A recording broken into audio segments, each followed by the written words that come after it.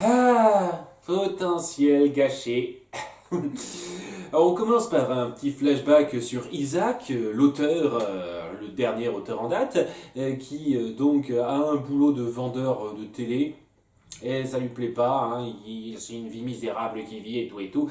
Et donc il publie enfin il essaye de publier des livres et il est appelé par une espèce de compagnie, je sais plus comment elle s'appelle, Star quelque chose. Enfin bon, c'est pas très important ça. Et en fait cette compagnie-là, c'est juste l'apprenti sorcier et qu'il a appelé parce qu'il considère que qu'il a le matériel pour devenir peut-être le futur auteur, prochain auteur. Et pour ça, il lui fait choisir entre 5 stylos là où son cœur l'amène, et ben il prend le bon stylo magique et tout. Voilà, il y avait une chance sur 5 que ça se produise, ah ben ça veut dire que c'est l'élu et tout. Ouais, enfin bon, un petit peu facile, hein. Il y a quelques petits. Il y a quelques petits trucs à redire dans votre façon de sélectionner vos auteurs, hein. Je dis ça, je dis rien. Mais ouais, l'apprenti sorcier est un peu con sur le coup, et le sorcier aussi, hein, puisque c'est lui qui gère ça, mais bon, donc il lui dit, ah, non, vous êtes voué à devenir un grand auteur et tout, pour gérer les histoires, d'accord, et puis ça s'arrête là, et je sens qu'on va pas aller beaucoup plus loin avec Isaac, ce qui me fait me demander, ben, comment il a pu réécrire l'histoire à la base, puisque tous les anciens auteurs, comme ça a été dit, ils n'ont pas voulu réécrire l'histoire, ils ont juste conté l'histoire telle qu'elle s'est déroulée. Hmm.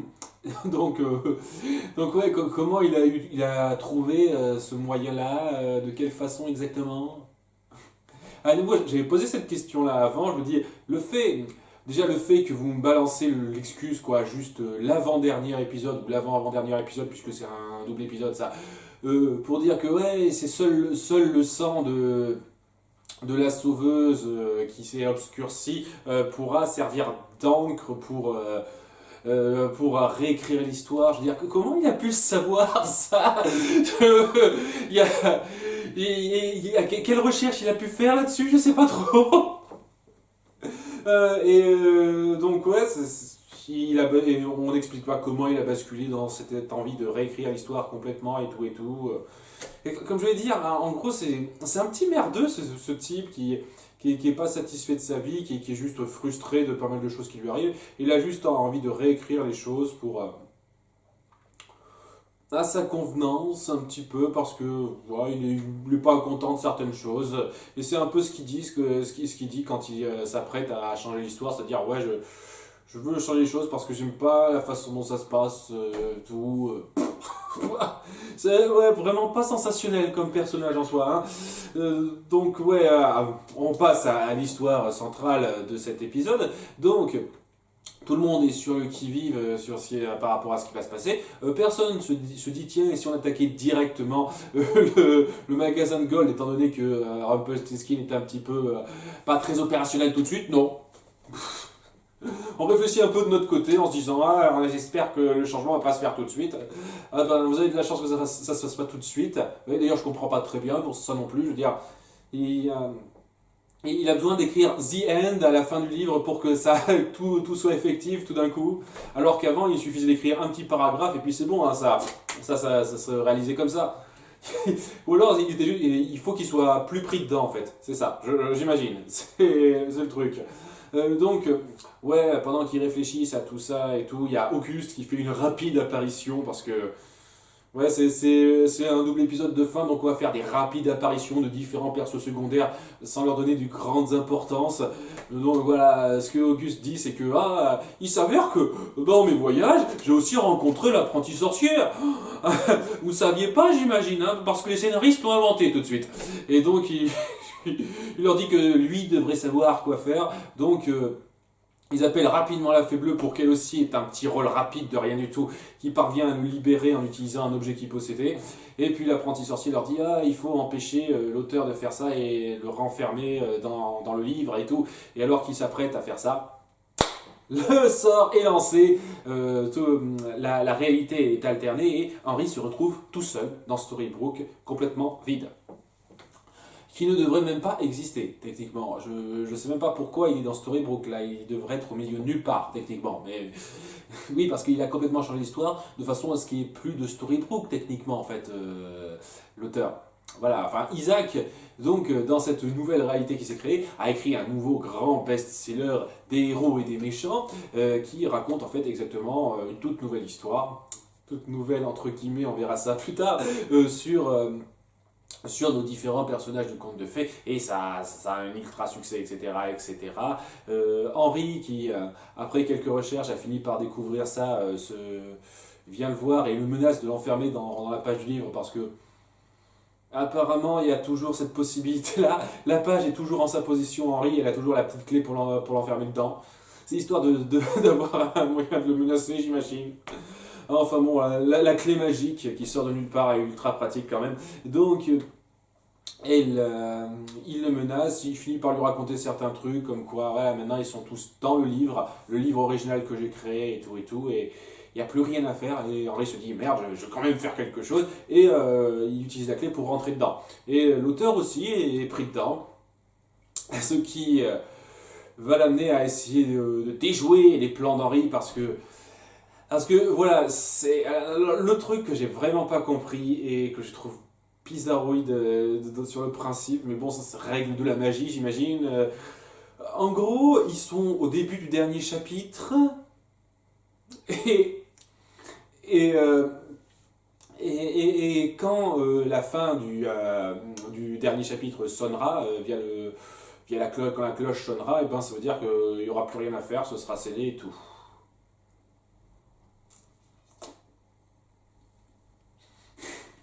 Est-ce que ça veut dire qu'ils repartiront dans leur monde et comme si de rien n'était et tout?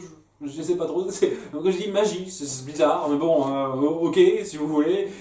Et donc au début, il décide de laisser Henri seul à son sort pour se faire tuer par un ogre, mais il est sauvé par le tueur d'ogres, le lumineux, qui est en réalité Rumpelstiltskin dans cette nouvelle réalité. Et donc il est un peu surpris par ça, et Rumpelstiltskin se barre en disant ouais, j'ai d'autres bienfaits à faire dans le monde, va trouver tes parents tout seul, etc. Et alors gros comme par hasard, gros coup de chatte, il tombe très vite sur Regina. Bon, ok, il a le livre pour le guider, parce qu'il a un livre sur lui, il a des tonnes de trucs pratiques sur lui. Ok, mais je veux dire, il est juste à côté, tout, bien sûr, comme par hasard, ça aide bien. Donc, ouais, il rencontre Regina. Elle, et il essaye de lui raconter la vérité, mais ça marche pas trop, hein.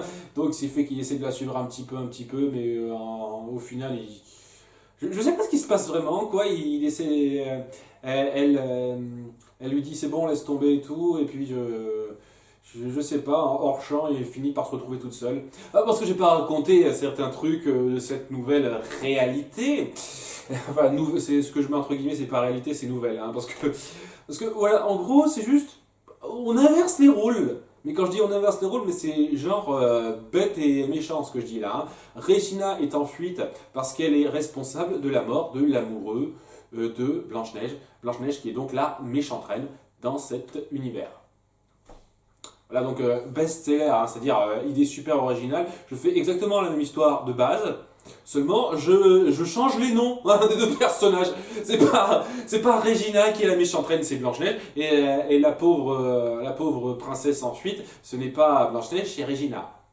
Youhou, ça en change des choses, dites-moi. Et c'est un peu ça le principe de cette nouvelle réalité qui est pas folichon, il est pas affreux, hein. Ça m'a pas pas fait rager ou quoi que ce soit, mais je me dis juste, ouais, tout ce que vous avez fait, en gros, c'est vous avez transformé les gentils en méchants et les méchants en gentils, à peu de choses près. Bon, après je dis ça, ils ont juste inversé la tendance pour Blanche-Neige et Regina, et tout le reste, ils ont juste fait des versions lavettes des autres personnages. Euh, voilà, on a Robin des Bois qui est égal à lui-même, seulement il va pas épouser Marianne, il va épouser Zelena. Et c'est vachement important ça. Parce que tout le monde se dit, ah, la façon de faire pour empêcher pour défaire ce sort, cette nouvelle réalité, c'est de faire en sorte que Regina empêche le mariage entre Robin des Bois et Selena et son vrai baiser d'amour sincère, et puis ça arrangera tout. Parce qu'ils le disent, le baiser d'amour sincère, ça arrange tout. Sauf quand ça ne le fait pas. Mais sinon, ça va arranger tout. Et tout le monde parle là-dessus, hein. Même Isaac se dit ah ouais, ça doit être ça, hein. Ouais, il n'y a aucun autre moyen possible. Oh. Donc ouais, bon, bon, là je vais avancer un petit peu. On voit Regina qui attaque une diligence pour se faire de l'argent, mais elle se fait avoir par Blanche-Neige parce qu'elle a été prévenue par Isaac qui s'est fait capturer par ces nains méchants. Euh, ces nains méchants qui ont amené Isaac à Blanche-Neige et Blanche-Neige qui est... En fait, elle était assez marrante, je trouve, sa première apparition, tu vois, avec cet air bien suffisant, dédaigneux, puis cette coupe comme ça, là, très, très excentrique, un peu comme Regina le faisait en étant la méchante reine, mais en plus gros, je trouve. Voilà, rien que le design, rien que par rapport au design et à l'attitude du personnage, je me suis plus autant marré depuis l'épisode où Regina se faisait passer pour Ursula. Donc c'était très marrant à ce niveau-là, je vais pas me plaindre. Mais ouais, donc il lui raconte un petit peu toute son histoire. Isaac, il parvient à se faire comprendre et il lui dit ah, il faut impérativement que vous tuiez ce garçon. Et donc elle essaye de faire ça, elle capture Regina un petit moment, mais ça ne va pas plus loin que ça parce que elle est sauvée par Robin des Bois qui passait par là. Une chance. Et donc voilà, c'est là qu'on apprend que, alors que Regina commence à avoir un peu le béguin pour Robin des Bois qui dit ah mais je dois me marier avec une femme merveilleuse, je vous présente Zelena. Oh mon Dieu, c'est triste. Et Henri qui voit ça se dit ah mais non, c'est pas possible, c'est pas ce qui va se passer et tout et tout. Et alors qu'il essaye de convaincre sa mère adoptive d'empêcher ce mariage, il met la sauveuse sur le tapis et Regina lui dit mais attends, la sauveuse existe. Mais elle a été enfermée il y a longtemps par la méchante Blanche-Neige. Donc, ouais, Henri se dit merde, je laisse tomber toute cette histoire-là et je vais aller sauver ma mère. Le truc qui est très intéressant avec ça, que j'ai bien apprécié, c'est que pour une fois, on essayait vraiment de changer le rôle du personnage central. Le personnage central, c'était souvent Emma. C'était Emma à la fin de la saison 3, donc je me suis dit, ouais, c'est cool, maintenant on va faire ça sur Henri. Bon, petit problème avec Henri, c'est que ok, j'ai été assez coulant avec lui à certains moments, mais en tant qu'acteur, il n'était pas fameux. Hein. Il y a certaines réactions qui manquaient un peu de peps, un peu de naturel pour moi là-dedans, mais bon, disons que c'est toujours mieux que le Henri des débuts, on va dire ça. Mais voilà, je me suis dit que c'était intéressant de voir Henri essayer de tout sauver par lui-même, mais il va partir à sauver Emma, et bah, ce sera à elle un peu de sauver tout ça, d'être là-dedans, alors que il n'y avait vraiment pas besoin. Il n'y avait vraiment pas besoin d'avoir Emma là. Mais, euh, mais bon, on est obligé de créer une Emma qui va avoir une importance. Donc ce que fait Henri là, c'est qu'il part au dock, à nouveau un très rapide, il peut faire le chemin très rapidement. Parce que mine de rien, ouais, quand il apprend que Zelena va se marier à Robin des Bois, ça se passe le lendemain. Hein. C'est-à-dire il a un jour pour tout faire. C'est-à-dire un jour pour trouver le bateau de crochet, aller libérer sa mère et mettre en place tout ce truc-là. Un jour, il a le temps de faire tout ça. Fortiche quand même. Donc ouais, il va voir le Jolly Rogers, il discute avec Crochet, Killian Jones, et il se rend compte en fait que ce n'est qu'un petit sous-fifre de Barbe Noire. C'est ça, sa petite fin malheureuse. À nouveau, j'ai du mal à voir comment on peut décrire ça comme il l'a décrit au début de l'épisode, Isaac, comme quoi, oh, c'est un gros tournant d'histoire où les gentils où les gentils n'ont pas de fin heureuse et où les méchants ont leur fin heureuse. Non. Non, c'est une situation gentil-méchant basique, mais vraiment basique, où vous avez juste à interchanger le nom des gentils et des méchants de base, mais c'est tout quoi, c'est tout. je, je dis ça, mais la prémisse de base de faire en sorte que les gentils perdent et que les méchants gagnent, c'est de la connerie. C'est de la connerie par rapport à comment il décrit son livre au début. Après, le fait que, ouais, si on transforme les méchants en gentils et les gentils en méchants, ouais, techniquement, on peut dire que les méchants gagnent. Même si on n'est pas dans une situation où les méchants gagnent, je veux dire, Blanche-Neige, dans cette situation-là, elle est plus en train de gagner qu'en train de perdre, hein, la méchante Blanche-Neige. Hein, je dis ça comme ça, hein, mais bon, histoire de dire, hein, le concept de départ que vous n'avez pas arrêté de nous fourrer à la gueule durant toute cette demi-saison, comme quoi il faut que les gentils perdent et que les méchants gagnent, c'est pas super bien illustré, je trouve. Hein. Je vous le cache pas. Hein. D'ailleurs, ça va faire partie de ma grande critique globale par rapport à ça, mais on y revient. Donc oui, Henry part voir Capitaine Crochet, qui est une loque qui obéit à Barbe Noire. Et en l'espace de 10 secondes, il assomme Barbe Noire, il force Killian Jones à l'accompagner, parce qu'il n'y a personne d'autre sur le bateau, pour aller libérer sa mère. Il libère sa mère qui est gardée par Lily, on l'apprend juste après, Lily, qui peut se transformer en dragon, elle travaille pour Blanche-Neige. Donc vous la considérez comme une gentille pour l'avoir transformée en méchante, tout ça. C'était histoire de dire, on avait le personnage et on voulait un petit truc à la fin autour d'elle, j'y reviendrai. Mais ouais, bon. Donc ouais, ils s'échappent à elle, mais ils sont vite retrouvés par, par les autres. Ah oui, je n'ai pas parlé rapidement. Emma se souvient, elle. Contrairement à tout le monde qui pense que c'est leur réalité et tout, Emma se souvient très bien. Parce que c'était censé être sa façon de souffrir, etc. Même si à nouveau, elle a rien fait de particulier à l'auteur, genre, mais vraiment rien du tout, mais... C'est un sale con, quoi. Ce type, c'est juste un sale con, quoi. Il y a rien de profond chez lui ou quoi que ce soit. Mais bon, voilà, donc elle se souvient de tout, elle essaye de renouer un petit peu avec Killian Jones, mais ils sont vite rattrapés par Lily, qui est suivie de Blanche-Neige et de David. Oui, en fait, j'en parle rapidement, même si c'est pas super important, mais David est contrôlé par son cœur que Blanche-Neige lui a arraché, parce qu'en fait, elle était amoureuse de James, son frère jumeau méchant. Alors que c'est un truc que je trouve assez naze sur le principe, mais bon, même si bon, hein, on peut plier ça à la volonté de l'auteur qui a décidé ça comme ça, mais oui, James est pas né méchant. Ce qui l'a rendu méchant, c'est le fait d'avoir eu de mauvaises influences tout le long de sa vie. Il a été au crochet du roi Trouduc, et c'est ça c'est ça qui l'a amené à être cette espèce d'enfoiré. Alors que David a pu grandir en ayant vraiment sa moralité pour lui. Je trouve ça très bon, hein. Sur le principe, je trouve ça très bon, mais ouais, le fait qu'ils insinuent que James était naturellement plus méchant ou un truc comme ça, que David, je sais pas trop, c'est bizarre. Enfin bon, j'ai pas bien compris ce délire-là. Mais, euh, mais ouais, donc ils sont rattrapés. Killian se sacrifie pour que, pour que Emma et Henry puissent partir 25 mètres plus loin à peu près. Genre ouais, il observe en train de se faire tuer alors qu'il est censé les retirer et tout, mais il y avait besoin d'avoir Emma qui crie non en le voyant mourir.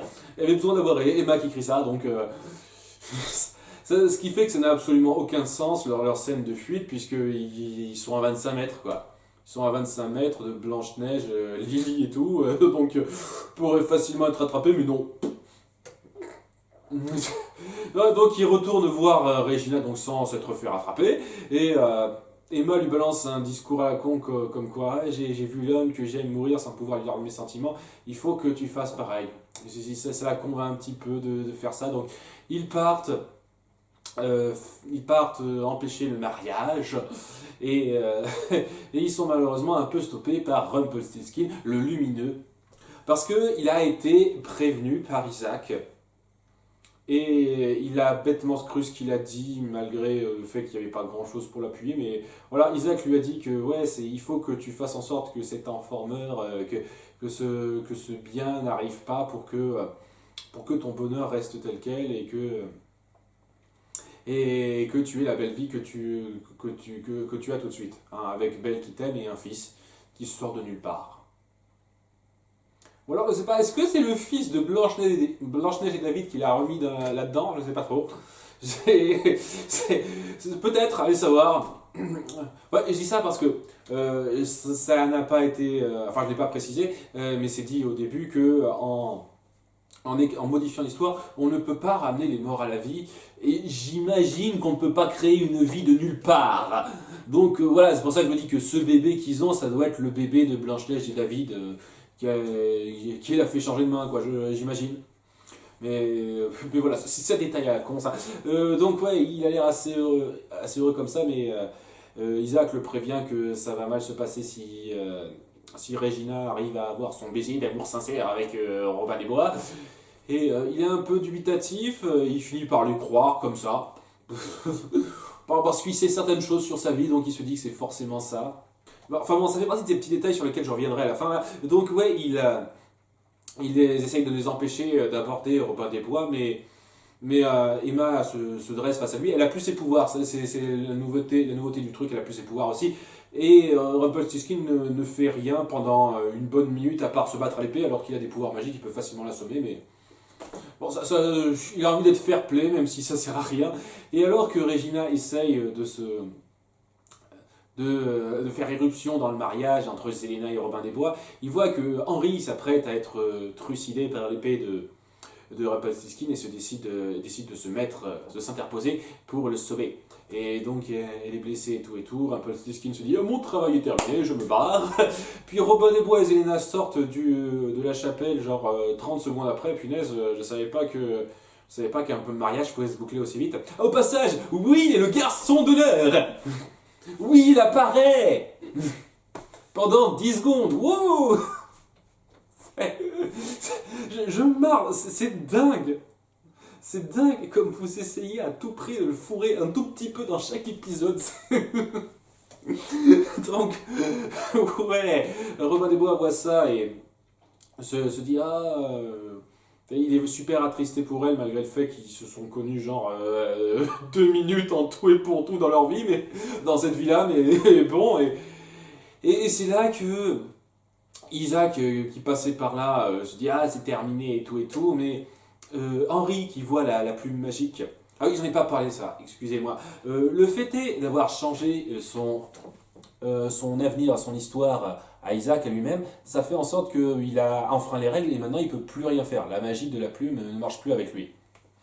Voilà, donc s'il n'y avait plus rien à faire, Henri ne pouvait pas forcer Isaac à réécrire l'histoire. Mais il se dit, tiens, peut-être que la plume va me choisir comme nouveau maître, et ben, c'est le cas. Il prend la plume, Henri, oh punaise, c'est tellement con ça.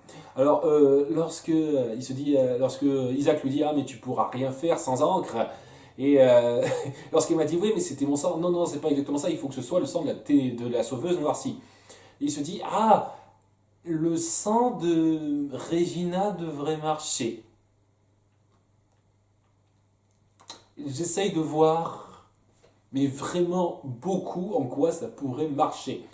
Vous avez dit il y a 2 épisodes que la seule chose qui permettait à l'encre magique de marcher, c'était le sang de la sauveuse obscurcie. Ce qui me fait me reposer la question, comment est-ce que Isaac a eu cette encre magique au départ, hein, je me pose toujours la question, qu'est-ce que vous voulez que je vous dise, hein, mais là, il n'y a rien qui correspond à ça avec Regina. Non mais c'est une grosse connerie pour moi en disant ouais, il faut une sauveuse obscurcie, mais là, il n'y en a pas besoin de ça tout de suite, le sang de Regina, de notre mère devrait marcher, parce que c'est une espèce de sauveuse. Elle a été obscurcie par je sais pas trop quoi, même s'il est plus trop obscurci puisqu'elle a fait le bon choix et tout. Ouais, si tu veux. Ah oui, au passage, Zelena, j'en parle rapidement, mais Zelena, quand elle se met en colère de voir que Robin des Bois s'apitoie sur une femme ultra blessée qui s'apprête à mourir, et est hyper en colère, et donc sa peau commence à virer au vert, comme au départ, histoire de dire regardez, c'est Zelena, la méchante sorcière d'Oz. Je veux dire, t'es pas censé changer de personnage et pas censé ne pas avoir de pouvoir magique aussi, peut-être. T'es censé être la méchante sorcière déguisée depuis tout ce temps, même dans cette histoire. C'est bizarre, ça. C'est un peu bizarre, je trouve. Mais voilà. Donc, Henri change les choses en disant que par son sacrifice, c'est un peu de choses après, par son sacrifice, Regina a défait ce que l'auteur avait créé. Voilà, je sais pas, il me semble que c'était un peu de choses près aussi général que ça. Autrement dit, ça pouvait être très mal interprété, mais ça a été plutôt bien interprété, puisque tout le monde revient à son état normal. Même ceux qui ont été tués, il y a un nain qui a été tué, je ne sais plus lequel, par Blanche-Neige, et Killian qui a été tué par David, contrôlé par Blanche-Neige. Ben non, ils vont très bien dans cette réalité-là, il n'y a pas de problème. Ouf, hein, ça aurait pu être intéressant d'avoir ces morts réelles, etc., montrer qu'il y a du poids et tout, mais non. Ok, tant pis. Mais voilà, avant de poursuivre et d'aller plus loin dans la suite de l'histoire, parce qu'il reste 10 minutes à peu près d'histoire là, je vais un petit peu revenir sur toute cette histoire centrale autour de cette histoire modifiée, tout et tout. Le concept est génial. Non mais vraiment, le concept est génial à la base. Il y a quelqu'un qui arrive, qui chamboule toute l'histoire, qui fait en sorte que tout change pour les personnages. On est dans une nouvelle réalité. Et on a un personnage qui sait ce qui se passe et qui essaye de changer tout ça en découvrant petit à petit les nouveautés de cet univers qui est complètement inédit pour lui. C'est très fort sur le principe. Il y a facilement de quoi tenir toute une demi-saison, voire une saison entière, rien que sur ce concept-là. Non mais sérieusement, vous imaginez tout ce concept-là. Alors déjà, un changement d'histoire un tout petit peu plus subtil que ça, pas juste on échange la position des gentils et des méchants. Un tout petit peu plus subtil que ça, on aurait vraiment un changement plus poussé, etc. Et où on aurait vraiment notre Henry, voire Emma, hein, si vous voulez pas d'Henry comme perso principal, je comprendrais, hein, mais ouais, un personnage qui essaierait d'arranger ça au fur et à mesure et qui devrait s'adapter à cette nouvelle histoire, ce serait cool. On pourrait inventer des tonnes de nouveaux trucs et on pourrait développer davantage énormément de choses. Le passage où Killian Jones est un petit peu légèrement une lavette qui est obligée d'obéir aux ordres du capitaine Barbe Noire parce qu'il n'a pas de courage ou quoi que ce soit, il n'a pas de trip, ben, ça aurait pu être très intéressant d'avoir un développement, tout un épisode autour de lui qui réapprendrait un petit peu à être un peu le pirate qu'il a été dans notre réalité. On aurait pu avoir énormément de choses très intéressantes sur la psychologie de Rumpelstiltskin, qui a cette mentalité de héros maintenant. C'est le lumineux, il pense au bien de tous, mais il a ce petit dilemme par rapport au fait qu'il n'a pas envie de perdre le bonheur qu'il a dans sa vie, mais sans savoir exactement quelle était sa vie d'avant. Mais ça aurait pu être très fort et on aurait pu avoir un excellent dilemme intérieur autour de ça tout au long de la demi-saison. On aurait pu avoir énormément de trucs comme ça autour des différents personnages et ça aurait été excellent. Vraiment excellent. Mais ça se fait en un double épisode, même pas en 1 heure en fait. Je suis un peu, un peu gentil quoi. 10 minutes d'intro, 10 minutes de conclusion, ouais, 1 heure pour ça quoi. 1 heure pour toute cette histoire. Ça va trop vite, ça aurait pu être mieux amené que ça, mieux réfléchi que ça, et ça aurait pu être bien mieux instauré, c'est clair et net. D'ailleurs, honnêtement, tout le passage, avec tous ces personnages qui recherchent l'auteur de chez partout et tout, alors qu'on aurait juste pu créer rapidement une espèce de... l'auteur, tout simplement, qui a envie de changer l'histoire parce que c'est quelqu'un qui a, je sais pas, des besoins un peu particuliers, c'est quelqu'un un peu psychopathe dans les bords ou qui est un peu malade, un truc comme ça. Et vous auriez pu nous balancer ça comme ça sans toutes ces fariboles à la con sur je veux changer ma destinée, il faut absolument l'auteur pour ça, de la part d'à peu près tout le monde. Ben, ça aurait été pas plus mal. Vraiment, ça aurait été pas plus mal de faire ça et de partir directement sur ce truc chamboulé, cette nouvelle réalité toute chamboulée. Ça aurait été très intéressant. Mais non, c'est seulement 1 heure. Et c'est un peu frustrant pour moi. C'est très dommage parce qu'il y avait vraiment moyen de faire quelque chose de très bon, quoi. Et pour ce que c'est, je vais avouer, c'est pas mal. Il y a suffisamment de bons passages, de moments assez forts pour que ça passe. Vraiment, je n'ai pas de gros problèmes dans l'absolu avec ça. J'ai juste le souci que ça pouvait promettre bien, bien plus que ça. Et pour ce qu'on a, j'ai presque une impression de minimum syndical en fait. Et c'est un minimum syndical qui passe correctement, il n'y a pas de problème, mais j'aurais tellement souhaité qu'il y en ait plus. Quoi qu'il en soit, tout rentre dans l'ordre pour l'instant. L'auteur, Isaac, se fait capturer par David et Blanche-Neige et prouve que c'est un petit merdeux, vraiment. Euh, Henri a la nouvelle responsabilité d'auteur maintenant et a une petite discussion avec l'apprenti sorcier, mais il décide que personne ne devrait avoir une telle responsabilité. Il décide de casser la plume en disant que personne ne devrait avoir un tel pouvoir. Ça va bien te revenir dans la gueule vu que tu pouvais facilement, vu que tu aurais facilement pu régler le problème de ce qui se passe à la toute fin de l'épisode. Hein, voilà ce que c'est de ne pas réfléchir 3 secondes, hein, vraiment. Hein.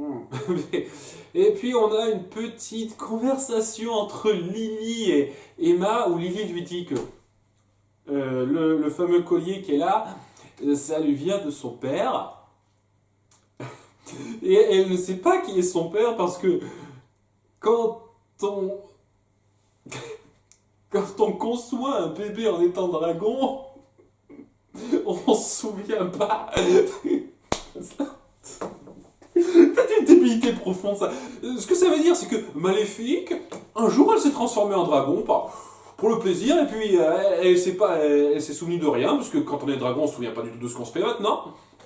Et pendant qu'elle était transformée en dragon, elle a copulé avec un autre dragon qui passait par là. Et en redevenant humaine, elle s'est rendue compte, mais oh mince, je suis enceinte.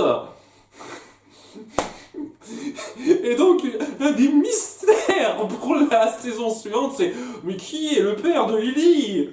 Et le plus grand mystère autour de ça, mais c'est est-ce que vous avez arrivé à me faire en avoir quelque chose à foutre? Parce que pour l'instant, je m'en branle. À moins que vous. À moins que son père s'avère être Mouchou, à ce moment, je vous jure, ça, j'en aurais rien à branler, hein, en dehors de ça.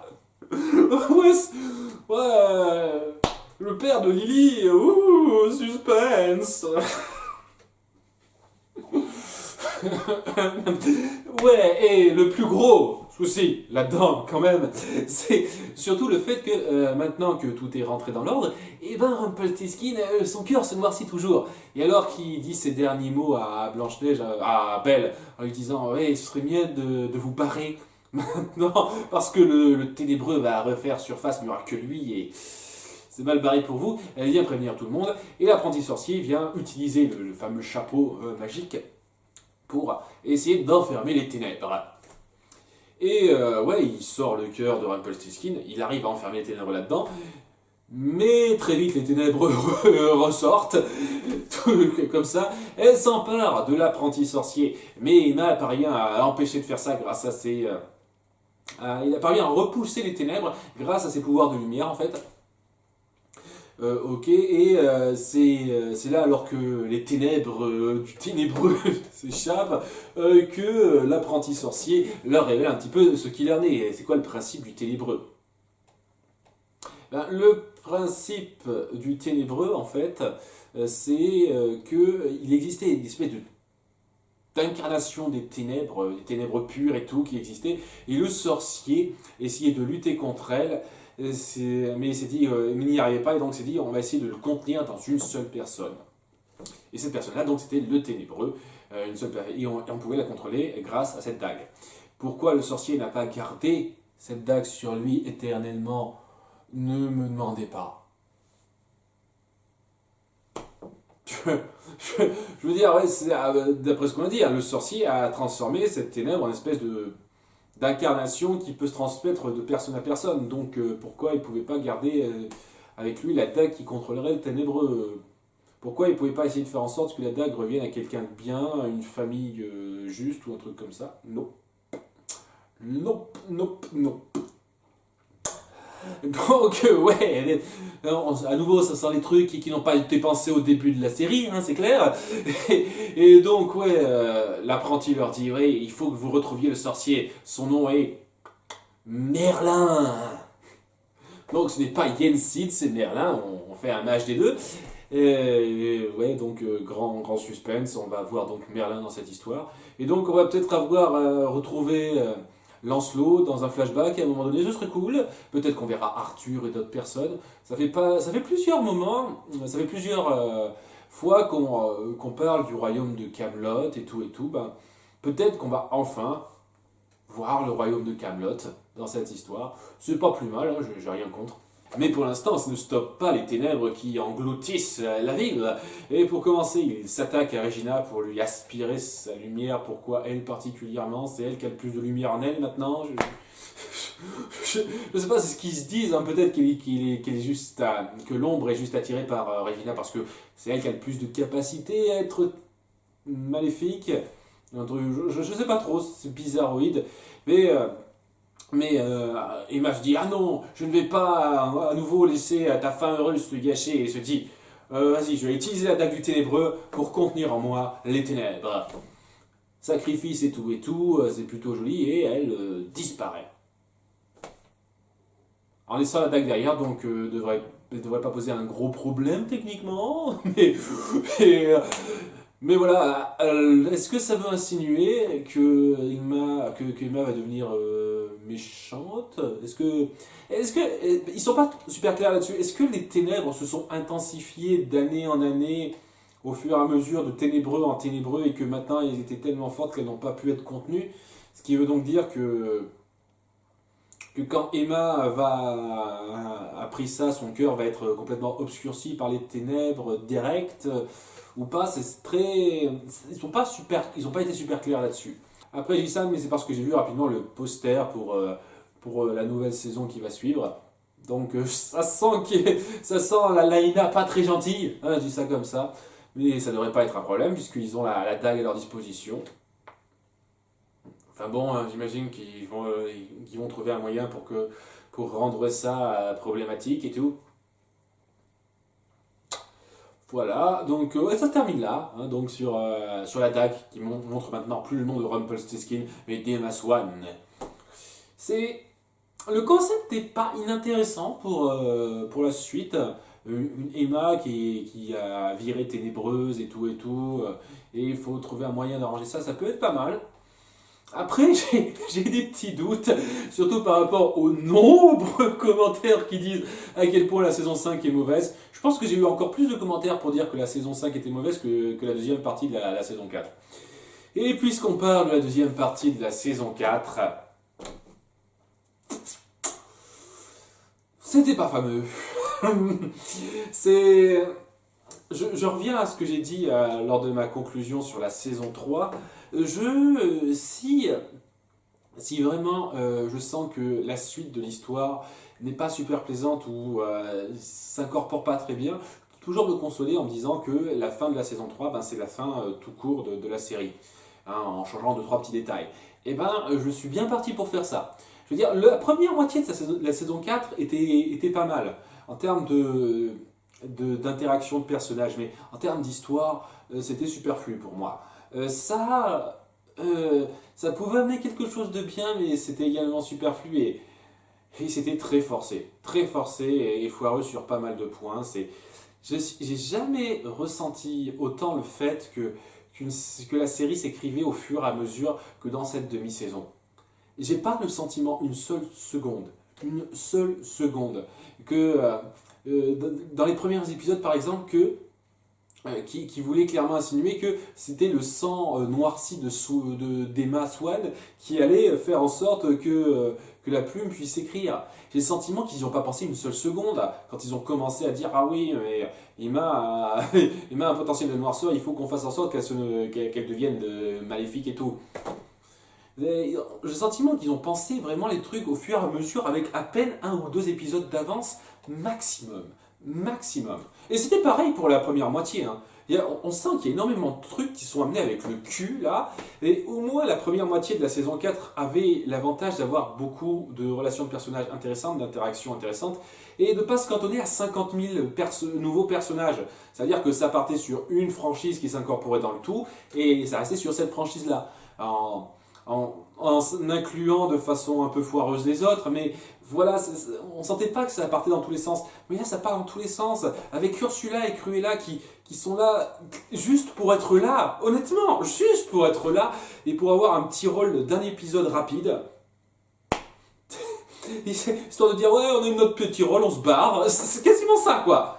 C'est presque comme si ça ne servait à rien de faire ça, quoi. La seule utilité réelle pour moi qu'elles ont eue, au final, c'est c'est de servir d'excuse pour faire revenir Rumpelstiltskin à Storybrooke. C'est la seule chose. Et on aurait pu trouver d'autres façons, hein, mais Ursula et Cruella ne servaient à rien. Maléfique, la façon dont on a forcé tout ce passé entre elle et Blanche et Prince Charmant, pour au final dire que bon, sans rancune, j'ai retrouvé ma fille, tout va très bien entre nous maintenant, il n'y a pas de souci, sans rien pour développer ça vraiment. Et énormément de passages comme ça où j'ai vraiment le sentiment que il ne savait pas du tout où ils allaient. Et vraiment, du début à la fin, j'ai eu ce ressenti-là. Et si je peux dire qu'une partie, la majorité des épisodes de cette demi-saison sont acceptables, c'est-à-dire que j'ai y passé sans plus, j'ai pas passé globalement un moment atroce. Glo- Globalement, cette demi-saison dans son tout n'est pas bonne. Pour moi, elle n'est pas bonne.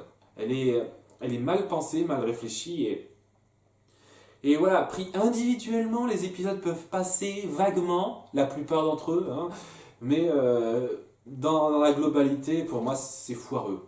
Et c'est pas parce que ça se termine sur l'épisode le mieux fait, oui, parce que c'est clairement le double épisode le mieux fait de cette demi-saison, de loin, facile. C'est pas parce que ça se termine sur un truc correct qui passe plutôt bien que je vais dire ah c'est bon, il n'y a pas de problème, j'excuse tout ça. Non, ça a clairement pas été bien réfléchi.